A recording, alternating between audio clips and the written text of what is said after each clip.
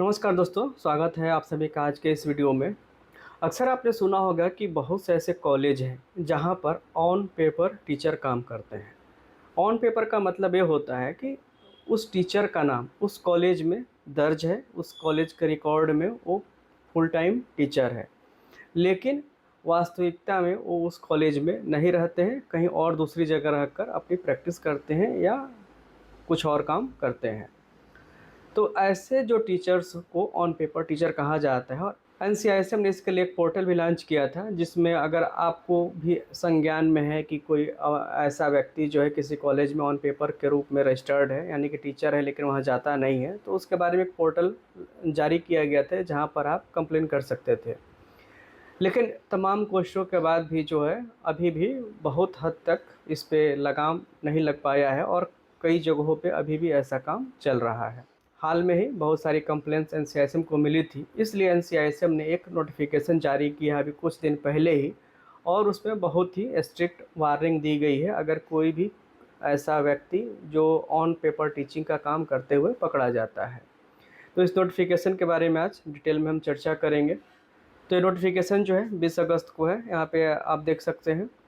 और इसमें जो है जो मेन जो पर्पज़ है, इसका ऑब्जेक्टिव है कि इम्पोजिशन ऑफ मॉनेटरी पेनल्टी, यानी कि आपको जो है फाइन बहुत तगड़ा लगाया गया है और कुछ सालों के लिए समय आपको जो है टीचिंग से भी बाहर कर दिया जाएगा। तो यहाँ पर इन्होंने पूरा डिटेल में लिखा है कि the teacher code of the faculty who is found physically absent but present only on paper first time shall be revoked for 1 year, and the faculty shall be barred from working as a teacher, medical superintendent, deputy medical superintendent, or any designation in any medical colleges for the same period।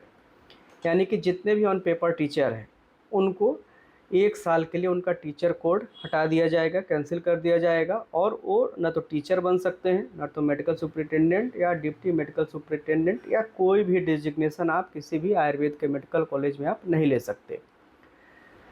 Further, in case the faculty is found physically absent but present only on paper second time, his teacher code shall be revoked for further 2 years, and the faculty shall be barred from working as a teacher in any medical college for the same period.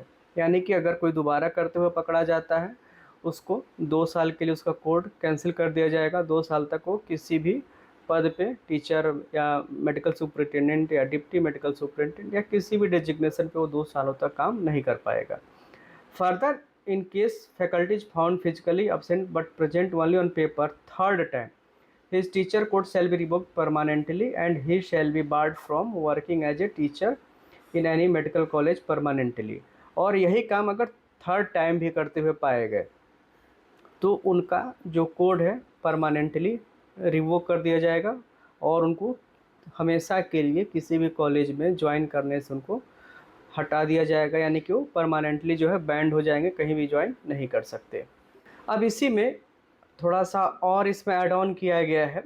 पहले सिर्फ teacher code उनका जो है cancel किया गया था, मतलब जो पहले जो नोटिफिकेशन थे कि सिर्फ उनको उनका टीचिंग कोड जो रिवोक किया जाएगा और उनको 1 साल या 2 साल या परमानेंटली उनको जो है बैन किया जाएगा। लेकिन अब थोड़ा सा इस पर चेंज हुआ है।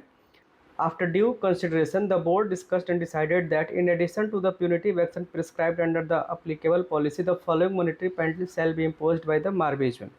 In case of first offence, teacher code shall be revoked for 1 year and faculty shall be barred from any designation in any medical college for the same period, and monetary penalty of 1.5 lakh shall be imposed। तो इस पे इन्होंने 1 साल वाले में 1.5 लाख तक monetary जो है पेनल्टी भी लगाने की बात की है, यानी कि इतना आपको जुर्माना भरना पड़ेगा, 1.5 लाख अगर पहली बार पकड़े जाते हैं। तो अगर सेकेंड टाइम होता है तो यहाँ पे सब कुछ सेम है जैसे पहले था, लेकिन जो मॉनेटरी पेनल्टी है 3 लाख हो गई है। इसमें आपको 3 लाख फाइन भरना होगा। और अगर थर्ड टाइम होता है तो इसमें 5 लाख आपको पेनल्टी भरनी होगी और हमेशा के लिए आपका जो है कोड भी बार कर दिया जाएगा और आप कभी भी आपको किसी भी कॉलेज में आप ज्वाइन नहीं कर पाएंगे। तो इस प्रकार से आपने देखा, जो पहले था केवल आपका कोड बार किया जाएगा और आपको बैन किया जाएगा 1 साल, 2 साल या परमानेंट। लेकिन अब जो है अभी जो रिसेंट इन्होंने ऐड ऑन किया है इसमें कि कोर्ट तो रिवोक करेंगे ही, और आपको 1 साल या 2 साल के लिए बैन भी करेंगे, परमानेंटली बैन करेंगे, लेकिन साथ में अब आपको जुर्माना भी भरना पड़ेगा।